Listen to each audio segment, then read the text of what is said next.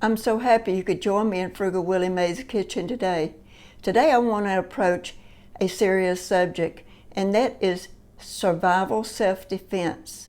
I want to show you some ways that we can stay safe in situations no matter where we are. The best defense is staying aware of your surroundings and the people surrounding you. Some of these survival methods may surprise you.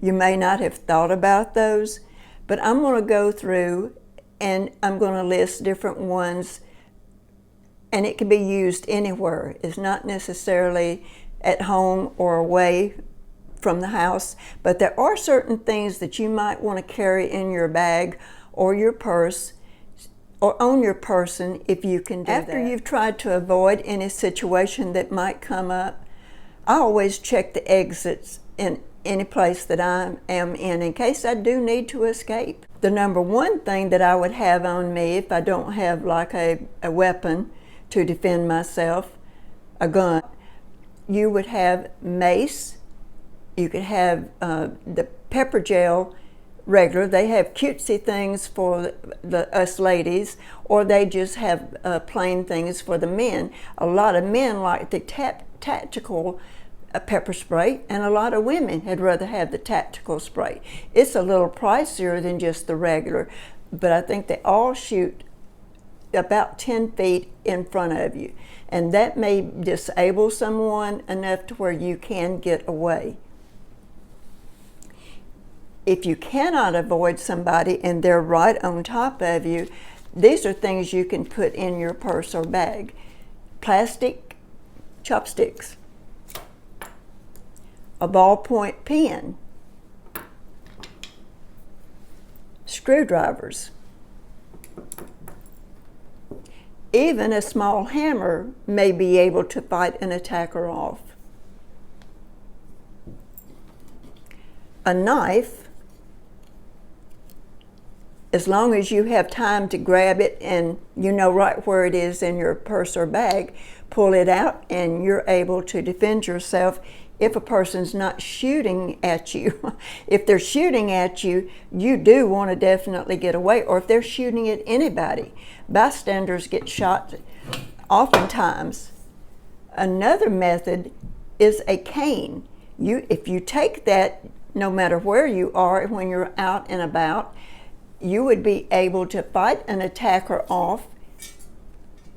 Possibly, if someone was pointing a gun at you, you would be able to knock it away from you, hopefully away from anybody else, so that it wouldn't accidentally go off and shoot someone. But first thing you do is try to get it out of their hand if you're not able to get away from them. Another item that you could get is a hiking poles or hiking sticks. A lot of them have a little pointed end, and that would fight an attacker off. In the case of somebody coming at you with a knife or a gun, you want to get as far away from them as you possibly can. If you're in a grocery store or any place that sells brooms, when you do go in the store, find out where they keep those. If you had to have one, you would be able to go and grab a broom, so that if someone was coming at you with a long knife, you might be able to get this in their face, around their face, in their eyes, and their throat, and possibly get them away from you. And then, once you could get away from back up enough, you might be able to whack them with the broom. There was a lady many years ago that someone came to her door, a younger person. She was an elderly lady. A younger young man came to her door, tried to force his way in. She was very afraid. She didn't know him, but she took a broom and she beat him over the head. I don't know if she poked him in the face or not, but whichever method she did, he did run away.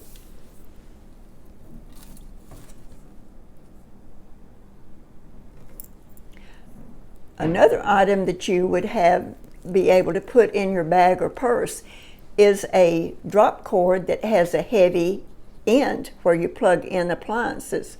And you would be able to hit somebody with that and use that as a weapon.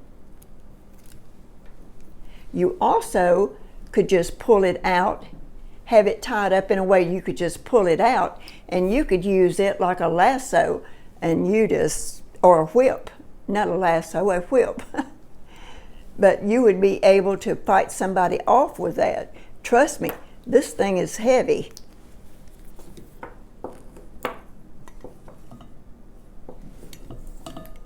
Another item, if you are at home, is a ceiling fan blade brush. It has metal all the way around, and you'd be able to fight somebody off with that as long as they don't have a gun. You would be able to, hopefully, if they had a knife, you'd be able to whack the knife away and just keep on whacking them until they drop the knife and run or they give up. If I'm at home, there's many weapons that I can use. One of them is a cast iron skillet. And there have been ladies who have used a cast iron skillet on somebody that was trying to attack them. If you ever got them whacked in the head, it could kill them. And I wouldn't want to do that. I just want to stop them. Another thing is you might have a heavy vase or some other item just sitting around your home. I have this at my front door. If someone was trying to attack, I may be able to fight them off. A gun is a different thing, so hopefully that never happens to any of us. But in this day and time, the climate that we're in today is frightening at times. And I believe in being prepared to stay as safe as I possibly can. But a vase like this, you would be able to use that as a weapon. I hope we're always going to be able to avoid any type of attack, any type of horrific thing that might come our way. I do pray that we never have to use any of those self-defense methods, but it's really a good idea to practice with some of them. Something like the hammer. If you had to throw that at somebody, you want to make sure that you've got a pretty good aim. I hope you've enjoyed this video. I hope I've given you some content that will help all of us. I want to thank all of the new subscribers, all of the people who support my channel and have supported it from the very get-go, all of those who come in to watch my videos. I do appreciate each and every one of you. I hope you have a good rest of the day, and may God bless you and keep you, and may His face shine upon you this day and keep you safe.